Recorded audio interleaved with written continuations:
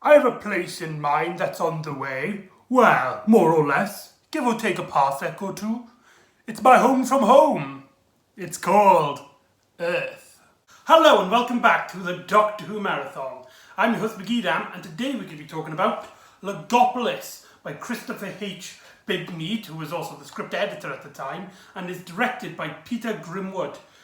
This is the four-part adventure that concludes the fourth Doctor adventures. This would be Tom Baker's final story as the current Doctor.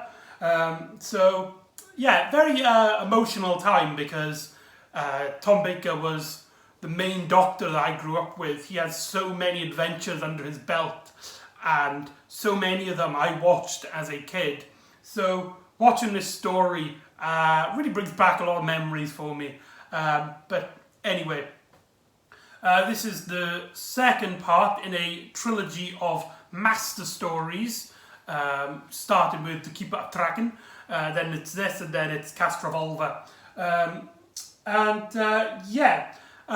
there's a lot of mystery around this story as to what the hell the Watcher is. A celestial being that appears on the cover there. Can you see him there? Yeah, cool. And it also is the first full introduction to Anthony Ainley as the Master, who had taken Tasmas's body from the last story. So that's there's a lot of stuff to unpack here. And you look on the internet, you look at the fan base, and you talk about this story, and the story seems to be very mixed. A lot of people, there's a lot of group of people who absolutely love it, and then there's a few people who don't like it as much and find the story really complicated and confusing. But I personally, I love it, and here's why.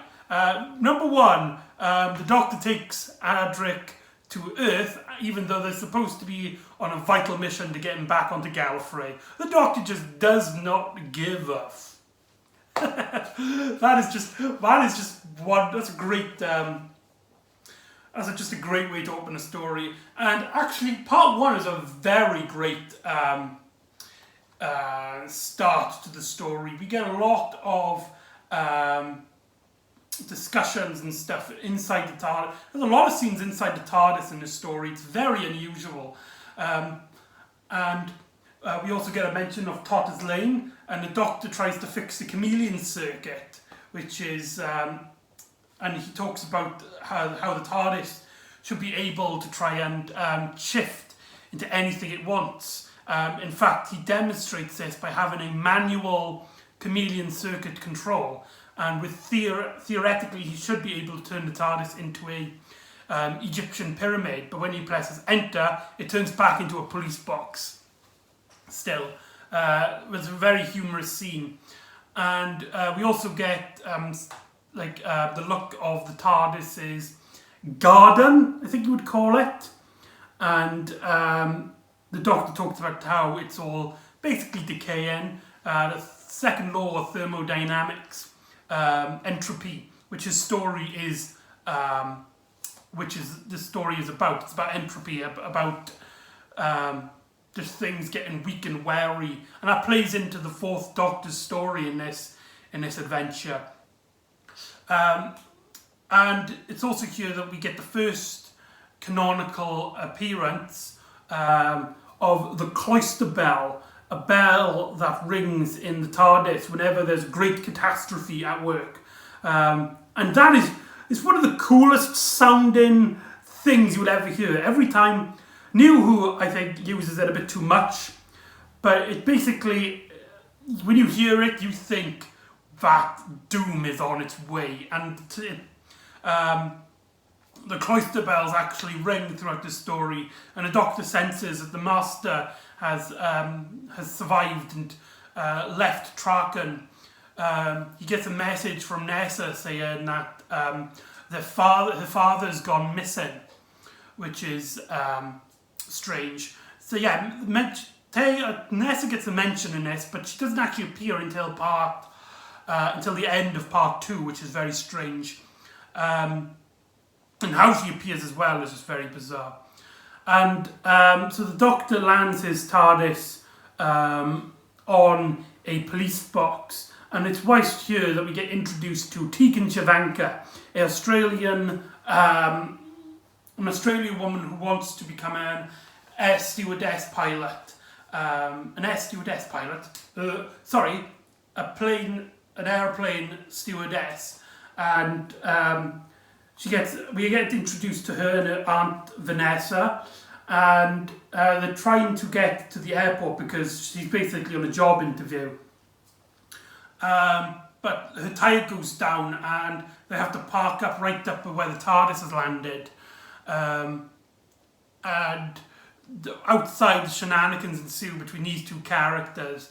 And I think Tegan could be a little annoying in this story, but to know where she starts from, where she ends up, I think this is actually a really great introduction to Tegan, played brilliantly by Jacqueline Fielding. I mean, she's just a fantastic actress, and she gets a lot to do in the Big Finish audio dramas, and she's a great companion. So we get then is the Doctor and Adric basically realizing that something's gone wrong, because when they go inside the police box, they brought the police box because they want the dimensions of it so they can take it to the planet Logopolis, to which they can use their mathematical equations to try and fix the chameleon circuit so the TARDIS can transform into anything the Doctor desires. And that's basically their plan, but they've quickly realised that the police box might have already been a TARDIS, and when they go inside it, it looks exactly like the TARDIS, only darker, and they go, and there's another police box in there, and they go in there, and it gets darker still, and it basically becomes a loop of TARDISes. Whilst this is going on, Tegan tries to ring for help, tries to go for help, and she sees the police box, and she tries, and she goes entering in it and realises it's bigger on the inside, and she walks around the TARDIS, and basically she gets stuck because of all the corridors look identical. And the Doctor and Adric don't know this yet, and they keep going out until the Doctor actually finally escapes. I don't know how he escapes. I don't think that bit is very well explained.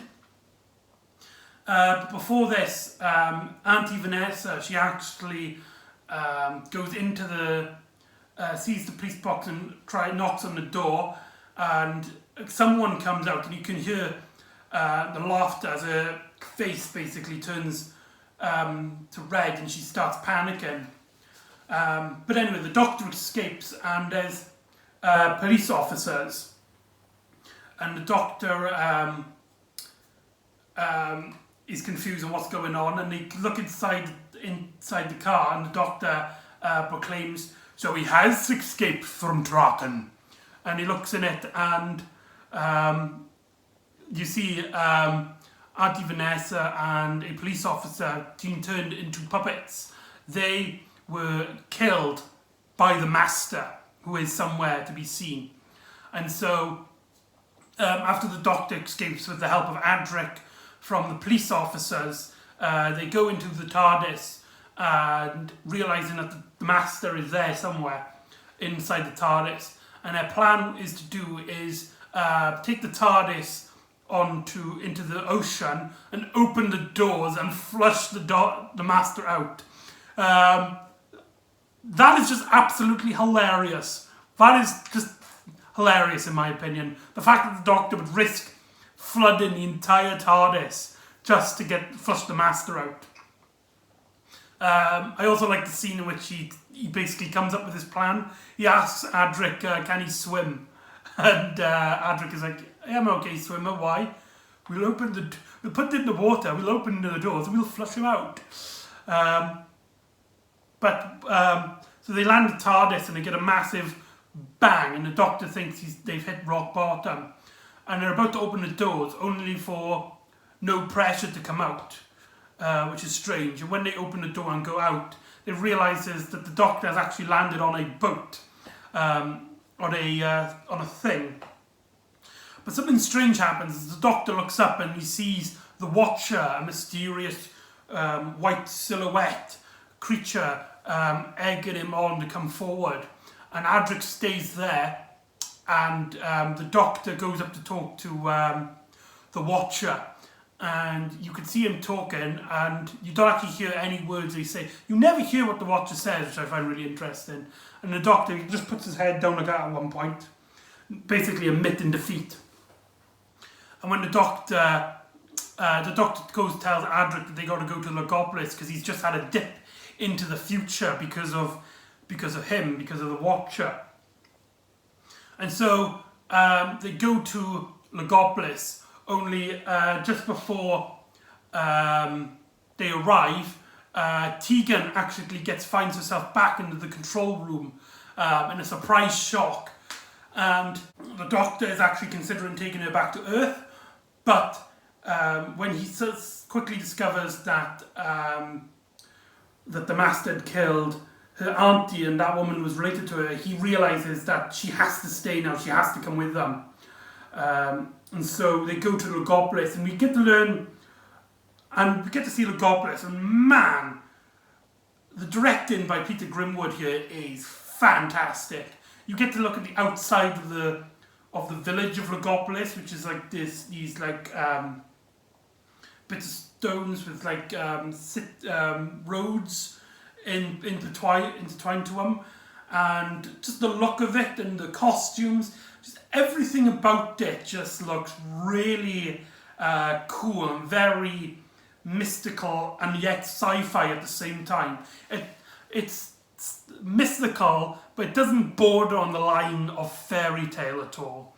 And I really like this world of basically they don't use technology. The science of the Logopolians, as they're called, is block transfer computation, and the way it works is that they actually, instead of using computers, they just mutter the words because their science is so alters the fabric of reality itself that computers will just break down. And the only way their world can be processed is by by a living brain. I really love this concept. I wish they went a little bit further with it. But yeah. And so the Master also escapes somewhere in Logopolis, and the Doctor goes in to try and get his TARDIS fixed, and the leader, I can't remember if they gave him a name. I think he was just called like the Monitor. Takes them to like their base of operations, and the Doctor smells something fishy is up, because despite them never using technology, they have a recreation of a Earth aerial, more specifically the Pharos project, a thing from Earth which is helped to beam messages into space. And they've recreated it to the last T, and they use some of the technologies for printing and other sort of stuff. And there seems to be some sort of mystery going on. There's some sort of secrets the Logopians are not telling our characters, and we basically learn that the Master's trying to find out what it is so he can use to blackmail the universe. And the Master, basically the entire city is working on this one little problem of the Doctor's, but the Master kills a few Logopians and alters it, so instead of the Doctor being able to change the TARDIS at will, the TARDIS actually will shrink in dimensions, and the Doctor, not expected really much, tells Adric and Tegan to look after Adric and Tegan, and they go inside, as he goes inside the TARDIS, almost, he says, "I hate saying farewells," so it's kind of suggest that he believed he was going to die, he felt like something was off there at that moment. And it's here, when the Doctor goes into the TARDIS, that Nessa just randomly appears. And the way she explains it is that a friend of the Doctor has actually actually took her to this planet, the Logopolis planet, to help the Doctor and to search for her father. We quickly learn that it was the Watcher who sent her there. How he did this, we have no idea, but I absolutely love it. It adds a bit of mystery as to what the hell the Watcher even is. But yeah, and so one of the cliffhangers is actually the TARDIS shrinking, which I don't think is a very good cliffhanger, if I'm going to be honest, because the TARDIS is bigger on the inside, so we as an audience don't really understand the gravity of the situation. For all we know, the door could have just been shrunk and the Doctor will have to struggle to get through, to get out, or the Doctor will open the doors and he'll be small as well. I mean, it's happened before in Planet of the Giants. So we don't really understand the situation of this particular situation, which I find really a shame, because it is a big plot element in part 3. So part 3 has the Logopians trying to figure out what's gone wrong, and Adric helps the Monitor going around the city to try and find the issue. And it's here that they find that a few Logopolians have been murdered by the Master. And it's here when they find the problem, and so they go and try to help the Doctor by showing it on the screen. And the Doctor's basically trying to fix it, but he quickly kind of like gives up, and he says the only way there's going to be help, it's help from one way. It's going to have to come from there to outside from here. And he looks up at the screen and he sees Tegan holding the papers up. And the Doctor cheerful is like, haha, hooray! And he opens and he programs in and the TARDIS gets back to normal. Now, let's talk about Tom Baker in this, because despite lots of people saying that he gets tired and stuff, I really love his performance here. This is a Doctor who used to be full of energy, who used to be bombastic, who used to just love playing around with his enemies. But that's now behind him. This is a Doctor that's now, he's old, he's wary, he's maybe a bit tired, he's maybe a bit fed up of just fighting constantly, and you can see that Tom Baker, he loves playing around when there's characters around, and when there's stuff like he's talking to Adric at the start of the story, he's really smiley, he's cheerful. But when it comes to the plot, the adventure, the Doctor feels he's a bit weak, he's a bit tired, he's a bit old for this. He just wants to sit down and enjoy the universe. He just wants to relax, he just wants to find peace. And mainly that mainly comes from Tom Baker's performance. In season 18, he was asked to basically calm his performance down, which I think was a very smart move on the decision of John Nathan Turner. And it does play a lot into the story, as the story is about entropy. It's about the decay of just everything, and just slowly, once in a while, just things get old, they get weak, they get shriveled up, and they'll dissolve into nothing less, unless they could change their ways, unless they could become something new. As the Master soon discovers with the Doctor the secrets of the Logopians, they explain that because the Master has this machine that basically mutes all the sounds, basically making their block transfer computations null and void. And he uses it to threaten the Monitor into telling them what the secrets of Logopolis is, to which he explains that that at one point in the universe, decay and entropy will take hold and will quickly destroy the universe, as everything will just break down and die, and basically heat death will occur. And what he explains to the Doctor and the Master is that this point is actually past. This point of the universe has already happened, and the only real stop in it is the Logopians constantly using their block transfer mutation to alter the universe into keeping entropy at bay. But now that the Master has stopped this, entropy is now roaming around the universe, causing havoc. As when the Doctor unmutes Logopolis, there's still no sound, there's still silence. And when they go into the city, they realise that decay has already taken the city, and basically everyone has dissolved and died, and this will be the start point of basically the entire universe being destroyed. They soon discover that the only way to stop this is by going to Earth's Pharos project, the original basis of their telescope, and aim a sort of beacon of pure matter, of pure non-entropy, shall we say, into space. Yeah, I don't understand it either.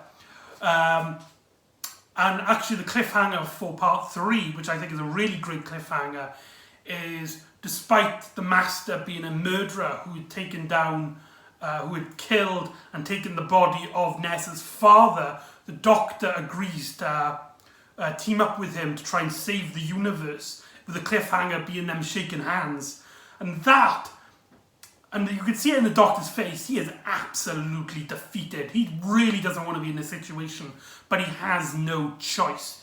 This is a Doctor that is just fed up of the fighting. He's fed up of just constantly battling villains, and despite him really wanting the energy to keep going and to keep, he knows that he can't take down every problem by himself, and so he asks the help of the Master to try and go to the Pharos project and fix everything. So part 4 has the Doctor and the Master go into Earth with Nessa. Nessa actually stays behind, as the Doctor states that the Watcher will take Adric and Nessa to wherever they need to go.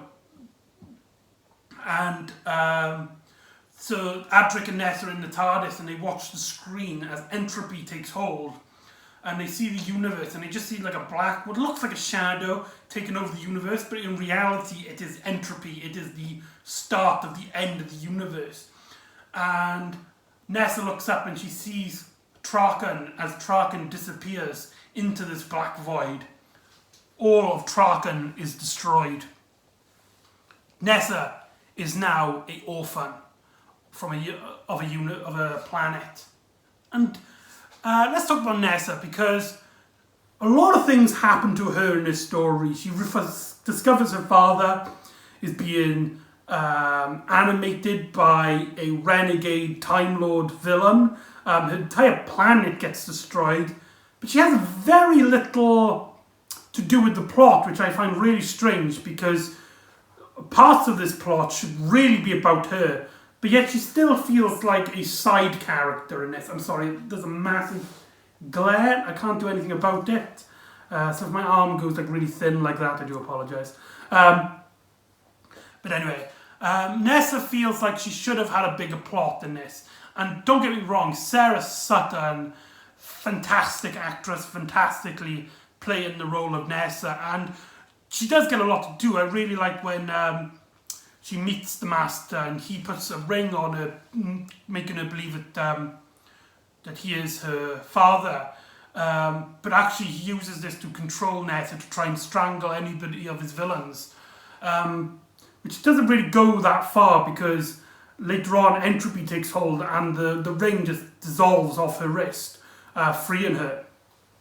And but yeah, she doesn't get much to do in terms of, I think, the plot should ask of her, because a lot of stuff that happens really personal to her. I mean, she is basically the first character, I believe, who is the last of her kind. Yeah, she's the last of her kind. So that's really something. And so the Doctor and the Master tries to get up to the Faros Project. And the Master quickly discovers that if he had the power to turn this entropy on and off, he can basically blackmail the universe into doing everything that he wants, or just letting everything dissolve and die. Everything could become under his power. And the Doctor is basically like, you're absolutely mad. And so the signal gets sent out, and there's a cable which is sending basically the Master's threat. The Doctor has to climb onto this bridge to take the wire out, and whilst the Doctor's travelling, the Master sets the aerial to go on his side, basically pushing the Doctor off the bridge, not before he takes the wire out, saving the day from the Master. And the Doctor is basically hanging on a ledge, hanging for his dear life, as he sees his villains appear in front of him. You see the Daleks, I believe you see Davros, I can't remember.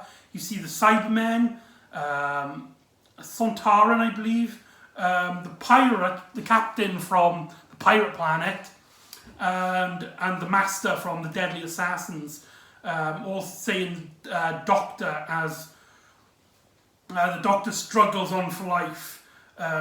You can see it in Tom Baker's face that he's kind of tired of all this. The Doctor has saved the universe in so many times, but when will it end? When will it stop? Is he ever going to find true freedom? And so with that, on that note, the Doctor's hand slips and he falls to his death. His companions then come around him, asking if he's alright. Well, they just say they call out the Doctor, and the Doctor sees images of all his friends. You see Sarah Jane, Leela, the Brigadier, Romana 1, Romana 2, K9, and then it cuts to Adric, Nessa, and Tegan. The Doctor beside them also saying Doctor. And the Doctor smiles. He knows that despite all the baddies and all of the stuff that the Doctor can get fed up on, the reason why he travels is to see the universe with his friends. He is passionate. His love for adventure with his friends, with his companionship, and meeting just all these amazing people keeps him fighting, it keeps him going. And on that note, it's the end. But the moment has been prepared for. He puts up his hand and we see the Watcher walk up to the Doctor's body as he merges with him, and Adric proclaims he was the Doctor all along, and the Doctor's face turns into the Watcher and turns out into the 5th Doctor, Peter Davison. And that ends the 4th Doctor adventures. So, two things. Overall, let's talk about my opinions. I think this is a really great story. It is full of mystery. It feels really fairy tale-y without bordering on fairy tale. It still has a great foot in science fiction. And the whole mystery and its whole element, and it's kind of spooky, and it's also very high stakes as the entire universe is at stake. Tom Baker gives off a fantastic performance as just a wary Doctor. Anthony Ainley, now as a renewed Master, is very cheesy and over the top, but he's such into the role that you literally can't imagine him acting normal outside of this. You can't see him, you can't picture his face and see him playing any other role. He's just that good. And maybe the companions are a bit weak in this plot, but they get the job done. So I really like Logopolis. I would give it a high 9 out of 10 if I ever did ratings like that, which I don't really, but there you go. Now, I also want to talk about The Watcher, because a great bit of this story on why I think it really works is the mystery of The Watcher. And I really like how it's never explained, really. I mean, we do get an explanation at the end that it was the Doctor all along, but we never see any regeneration like this, where the Time Lords need this white spiritual thing that merges with the Time Lord to help regenerate. I mean, we do get a regeneration like that in Planet of the Spiders, with the monk, with one of the characters being another Time Lord's future regeneration, who kind of disappears and becomes... It's very strange. And a lot of fan theories and a lot of extended universe has gone out to try to explain this. The biggest one, I believe, in terms of what extended media says, is that the Watcher is just a natural thing that sometimes happens when Time Lords need a little bit of help pushing into it. But I never liked that idea. I find it really strange and odd, and it takes away a lot of the mystery of this plot. My theory is that because the story deals with entropy, with decay and stuff, this is also affect the timeline, and we in an original universe where the Watcher wasn't there to help, decay basically kept on going until the universe was almost destroyed. And so the Watcher is the Doctor from the remnants of that timeline, an alternate fifth Doctor per se, from an alternative universe.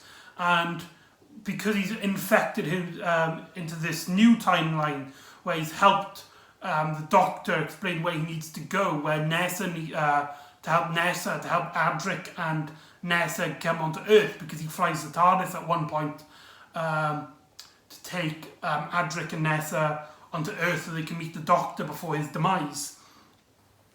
And with the universe restored, with entropy fixed, he could then merge with the Doctor, and the final act of the end of this entropy wave gets dissolved as the Doctor regenerates into the new man. But that's my fan theory, and it's just a theory, and I prefer reading it as that. But that's just my opinion on that. So there you go, Logopolis, and the end of the Fourth Doctor adventures. I hope you enjoyed watching all these Fourth Doctor adventures. This is a really big moment for me, because the Fourth Doctor was my Doctor.